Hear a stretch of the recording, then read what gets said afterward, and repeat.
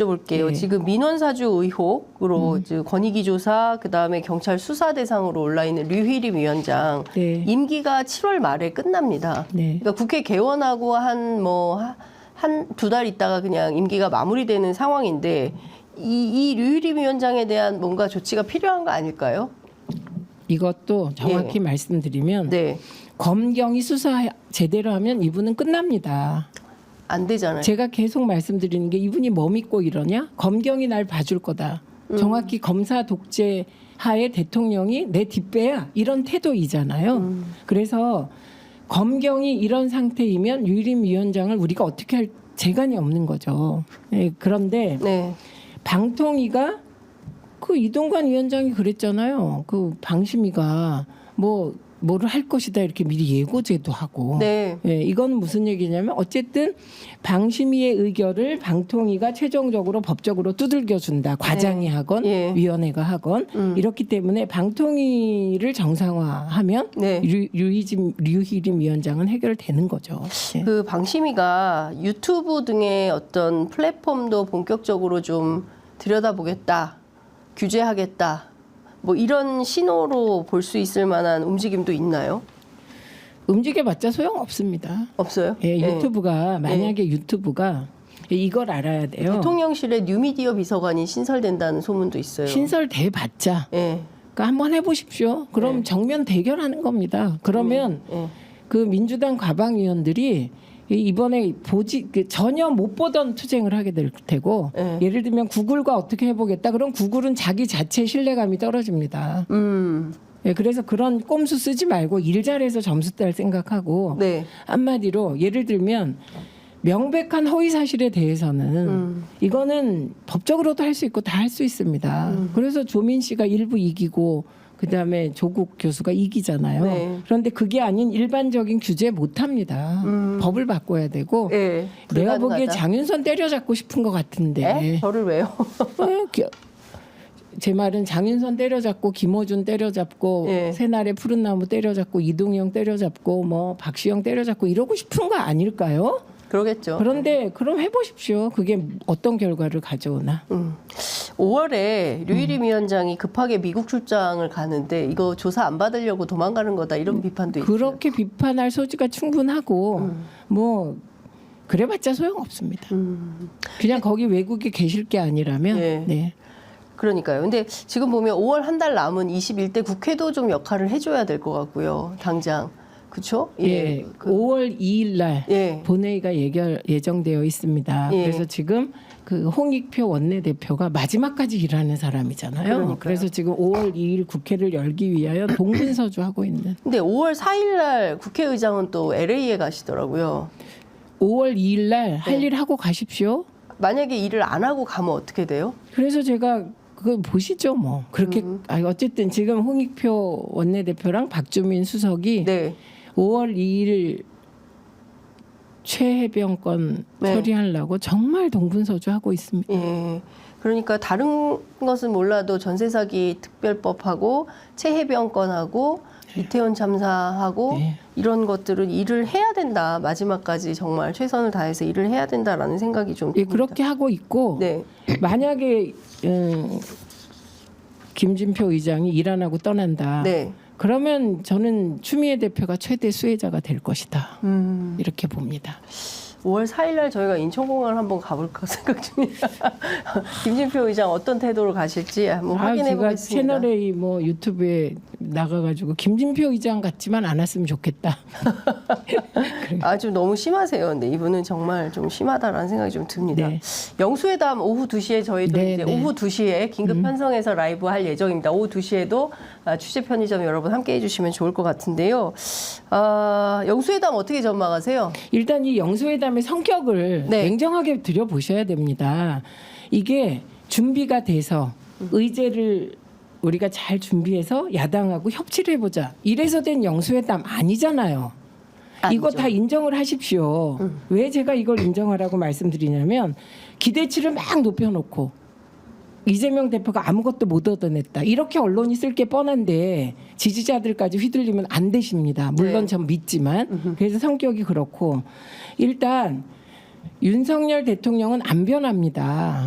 국정기조 옳다잖아요. 그러니까요. 계속 이념형으로 나갈 거고 예. 그다음에 정적 때려잡기 할 거고 그 선거 끝난 다다음 날인가 이재명 대표 또 뭐 저기 뭐 그 압색 당했다는 거 아닙니까? 그 금융조회 뭐 이런 네. 형식으로 압색 금융조회 압색 네. 금융조회 예, 이렇게 당했다는 거 아닙니까? 그래서 올리셨더라고요. 그리고 또 이재명 대표 대선 때 조언했던 국방연구원 네. 거기 또 문제 삼고 있지 않습니까? 이 정권 안 변합니다. 그러면 왜 전화를 하게 됐을까? 불쑥. 지지율이 예, 갤럽에서 최저치를 23% 나오고 찍었죠. MBS에서 몇 프로 나와서 네, 11%가 그것도 하락했죠. 예. 그것도 예. 참모들하고 인원한 게 아니라 어디서 통화했는지 모르겠지만 불쑥했다는 거 아닙니까? 거기에 모든 게 있어요. 그냥 쇼하고 넘어가려고 하는 거예요. 그런데 민주당 입장에서는 네. 이런 기회라도 살려서 민생 법안의 불씨를 살리려고 가시는 거잖아요. 그리고 의제 조율 2번 하다가 아유 아무래도 안 되니까 또 의제 없이 만나자. 아우 나 이런 이상한 전대미문의 아니 상황. 저는 이런 생각이 들더라고요. 이 기회가 만약에 뭐 의제 조율하고 막 며칠 하다가 야 그럼 하지 마 이런 식으로 될까봐 그렇게 안 이재명 하려고 대표가 그냥 이렇게 통 크게. 통 크게 받아버린 거죠. 그래서 사람들이 누가 대통령이야 지금 이 그렇죠. 와중에 이런 얘기를 사람들이 하고 있는 건데. 네, 중요한 건 예. 그럼에도 불구하고 영수회담은 대한민국에서 지금 가장 포커스를 받고 있기 때문에 이재명 대표는 민심을 정확하게 전달하면 됩니다. 네. 네, 그러면 그 불통 대통령이 그냥 불통할지 예를 들면 거부권 막 행사한 거에 대해서 네. 뭐 사과라도 할지 바뀔지 그쪽 책임이죠. 그리고 그 언론들 한 가지는 확실히 합시다. 대한민국 이렇게 어려워진 게 무슨 야당 때문입니까? 윤석열 정부가 일 못해서 그런 거지. 네. 그러니까 제발 좀 언론이 본말 전도하지 마십시오. 예. 그 언론 문제도 들어갈까요? 영수회담 의제에.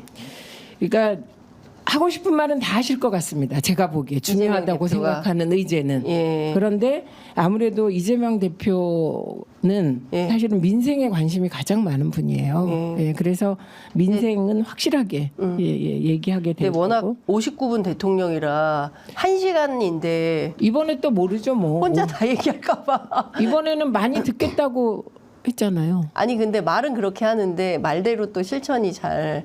근데 평소에 그러니까 모두 발언 정도는 이제 발언 나중에 공개를 공개될 하겠지만 거예요. 네. 모두 발언이 끝나고 난 다음에 이제 문 닫고 들어가서 그때부터 이제 어떤 장면이 펼쳐질지 근데 혼자 다 얘기하려고 하면 그때 어떻게 제지하고 얘기할지 참 이거 제가 그것도- 생각해봤어요. 근데 일단 영수회담 모두 발언은 대통령은 제가 보기에는 제가 많이 듣겠습니다. 뭐 이럴 가능성이 높아요. 예. 이재명 대표는 아마 총선 때 들은 민의. 예. 왜냐하면 이재명 대표가 후보로 뛰었잖아요. 네, 네. 예, 그러니까 그 민의를 따박따박 전달할 가능성이 크고 네. 그리고 이제 문 닫고 둘이 있을 때 한마디 안 할 수도 있다고 저는 생각해요. 서로. 네. 그럴 수도 있다고 생각해요. 예. 저는. 근데 원래 말씀이 많으신 분이라. 네, 근데 제일 대통령이. 중요한 거는 이제 민주당 대변인이 박성준 대변인이 워낙 센스 있고 똑똑한 분이라 걱정이 안 되죠 예. 지금. 근데 예전에 이명박하고 정세균 대표 예, 예. 만나고 나서 그때 이동관이 예. 그 멘트 있잖아요. 교활한 멘트. 이보다 더 좋을 순 없다. 그걸로 그냥 그때 민주당이 민한당 느낌을 받은 거잖아요. 네. 그래서 이런 것까지 세심하게 검토하신 것으로 알고 예, 잘 이번에는 대응할 것 같습니다. 대통령실과 민주당이 각각 내기로 했는데 각각 그 입장을 그 브리핑을 하기로 예, 그때 했습니다. 그게 타격이 어마어마하게 컸습니다. 민주당은. 네. 네, 여하튼 뭐 호랑이 굴로 들어가는 기분이다 이렇게 표현하시는 분도 계시더라고요. 그래서 정신 똑바로 차리고 해야 될 일들, 할 수 있는 얘기들 분명하게 해야 된다. 네, 그렇게 할 것 같습니다. 그거는 윤석열 대통령이 네. 그 한독수 총리의 후임 추천 인사도 얘기할 거라는 소문이 있어요. 박영선 총리설 이 카드는 계속 살아있다고 보십니까? 한 분에겐 살아계시고 한 분에게는 안 살아계신 게 아닌가 저는 이렇게 봅니다. V1, V2가 있다면 네. 그렇게 봅니다. 그래서 이번에 저는 관전 포인트 하나가 어느 분이 이기실까? 이겁니다. V1에게는 살아있고 V2에게는 끝나고 이렇다고 보시는 거예요? 저는 좀 제가 그냥 그렇게 제 생각이 네. 그렇게 보입니다. 민주당의 경우에는 어떤 입장이세요? 저는 박영선 전 장관이 네. 만약에 후보로 오면 제가 부결 운동할 겁니다. 부결 운동.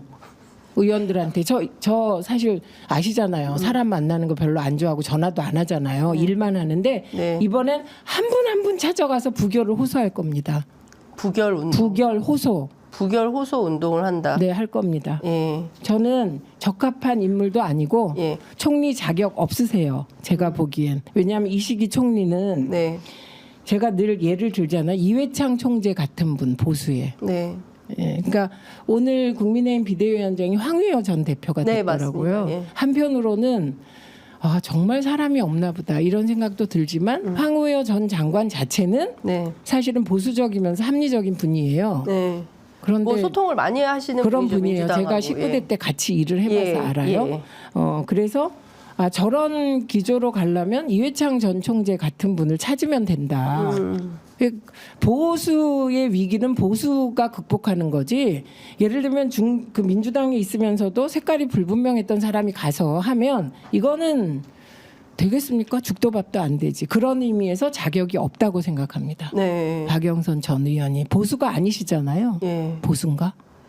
제가 잘 모르겠습니다. 예, 민주당 계속 민주당에서만 예, 계속 일을 했으니까요. 민주당인데 지금 보수의 위기를 왜 민주당 사람이 가서 구해주려고 합니까? 맞지 예, 않는다. 저는 맞지 않는다고 생각합니다. 정진석 실장이 어떤 역할을 하실까요? 저는 정진석 실장을 이렇게 딱 네. 그 하는 거 보고 아 이거는 편한 사람 했구나. 편한 사람. 예, 친한 사람, 아가페, 예. 아는 사람, 패밀리, 아가페. 예. 가까운 사람 예. 그거구나 이렇게 예. 생각했고 그 다음에 이분이 거의 윤석열 대통령의 뇌를 정치적 언어로 바꿔준 사람이에요. 친일적 발언도 그렇고 네. 노무현 대통령에 대한 발언도 그렇고 이재명 대표에 대한 발언도 그렇습니다. 뭐가 바뀔까? 예. 그래서 사실은 그분이 실장 되고는 영수회담을 망치려고 저러나 이렇게 생각했어요. 정말 망쳐질 가능성도 있을까요? 그거 안 망쳐지길 바랍니다. 예. 근데 그분이 조용하니까요. 이에 예를 대해서. 들어서 영수회담을 했는데 윤석열 대통령의 변화나 뭐 이런 것들을 전혀 감지할 수 없었다. 그리고 일종의 합의문이 나와야 합의문 안 나옵니다. 합의문 안 나와요? 네, 못 나올 것 같습니다. 제가 보기에는 각자 발표하는 건데. 예. 예. 그리고 저는 합의문이 있으면 공동 발표하겠네요. 그렇죠. 예. 각자 발표인데. 그렇죠. 그리고 제가 보기에는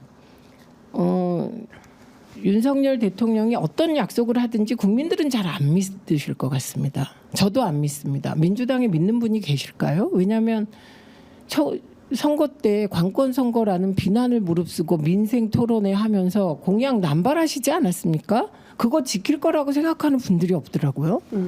안 믿어요. 믿을 수가 없죠. 사실 이 정부는 네. 신뢰의 네. 위기입니다. 예. 신뢰의 위기고 그거는 공자왈 맹자왈 하는 선배가 있다면 그렇게 얘기할 거예요. 국민의 신뢰를 잃으면 끝이다 이거잖아요. 예, 버릴 게 뭐냐. 이거 쭉 다 버려. 국방도 버려. 뭐도 버려. 네. 신뢰는 못 버린다. 이게 전통적인 정치의 메시지거든요. 예. 그런데 지금 신뢰가 무너지고 있기 때문에 오늘 발표된 리얼미터 여론조사 보니까 재작년 그러니까 취임하던 첫 해 8월 이후에 최저치를 찍었어요. 예, 네. 30%인데 그러니까 또 떨어졌다고 봐야 돼요. 3주 연속 하락하고 있고 영수회담을 한다고는 했지만 별로 변화될 것 같지 않아. 네, 이 국정운영 기조는 옳다는 주장이야. 그렇다면 최저치. 네. 그러니까 국민들은 끊임없이 계속 다양한 방식으로 투표로 심판하고 여론조사로 심판하고 계속 그러고 있다. 대구에서도 지난주에 네. 갤럽 조사를 보니까 긍정평가가 25%예요. 그게 박근혜 전 대통령 탄핵 직전보다 더 낮은 수치로 보여요. 그러니까요. 제 기억상. 예. 그래서 지금 진짜 위기인데 저는 이 위기를 꼼수로 그러니까 이 영수회담도 사실은 내가 이재명 그러니까 이거 제 표현이 네. 아닙니다. 예. 내가 저 피의자도 만나줬잖아. 그렇게 넘어가 이런 거일 것 같습니다. 그래서 저는 진짜 위기 모면용. 뿐만 아니라 예. 윤석열 대통령 다음에 또 출마할 거 아니잖아요. 예. 그러니까 위기는 국힘에 왔다 이렇게 보는 거죠. 예. 그렇죠. 그러니까 자기들끼리도 이제 이러저러한 걱정들 얘기를 하고 있는데